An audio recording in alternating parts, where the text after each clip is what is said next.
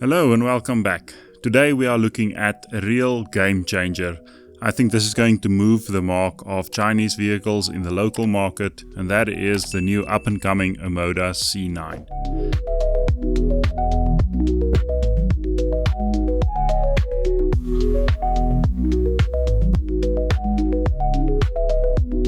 No one could blame you for thinking that this is a car from an established German manufacturer.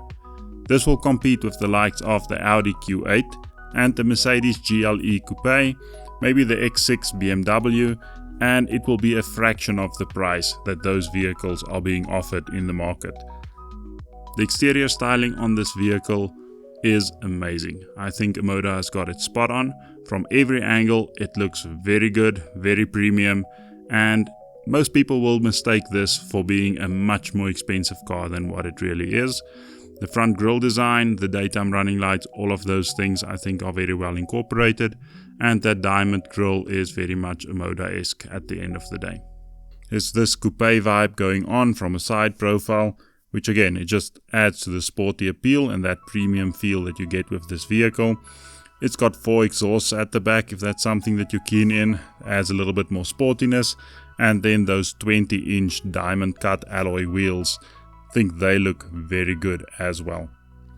In terms of engine and drivetrain, you have a turbocharged 2-liter petrol engine that produces 193 kilowatt and 400 newton meters of torque. It will be plenty for this vehicle. We don't have numbers on fuel consumption yet, but typically from a petrol engine it will be a tad higher than I guess what most people would like.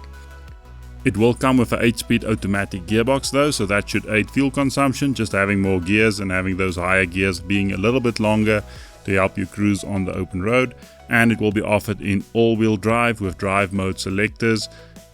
Moving into the interior, you have these Omoda welcome lights at the bottom, which just a nice touch overall. The interior is very premium and luxurious, soft touch materials in most places, there's leather all over the place. The highlight for me is the seats. They are extremely comfortable. I think for a long drive you won't be disappointed. The seats are also electrically adjustable at the front and at the rear. The front seats are heated and ventilated, and you get speakers in the headrests of the seats as well, which just adds again to the ambience of the vehicle.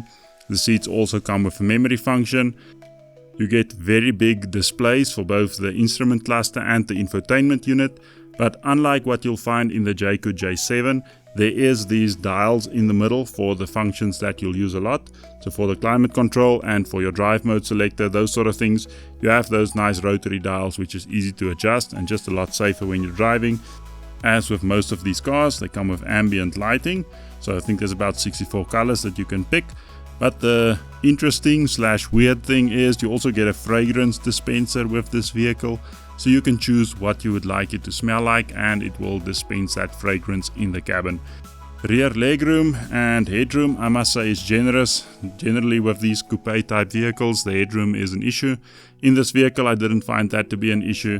You also get climate control at the rear, and as mentioned, the rear seats are also electrically adjustable. So again, just a nice feature for the guys in the rear. The ambient lighting also continues through the back. And then you get 2 USB Type-C ports, which will keep the kids happy, I guess, if they've got appliances that they need to keep charged.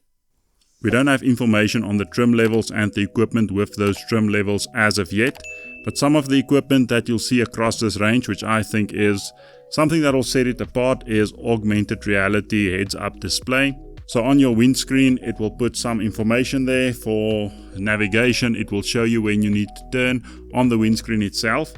There's a Sony sound system, and the reviews on this says that it sounds incredible. You get a 50-watt ultra-fast wireless charging pad, so this gets your phone charged way quicker than what you would find in some other vehicles.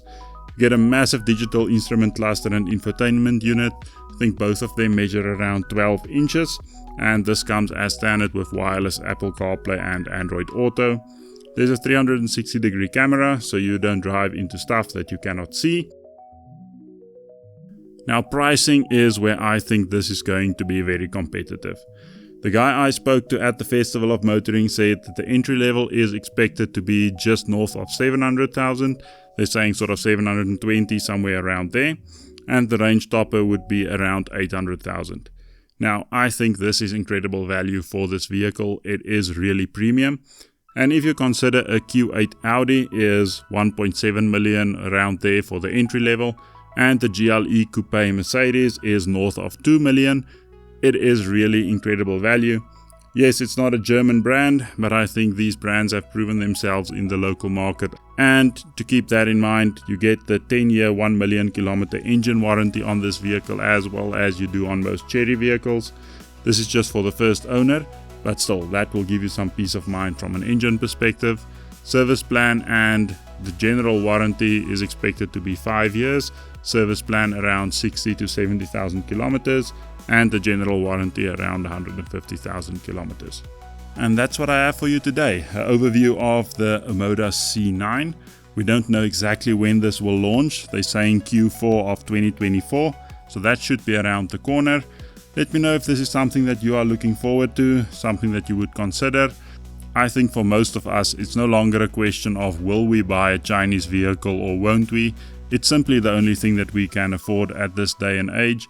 The German and Japanese manufacturers' pricing has gone way out of line with what they are offering, and these Chinese propositions are offering way better value for money, in my opinion.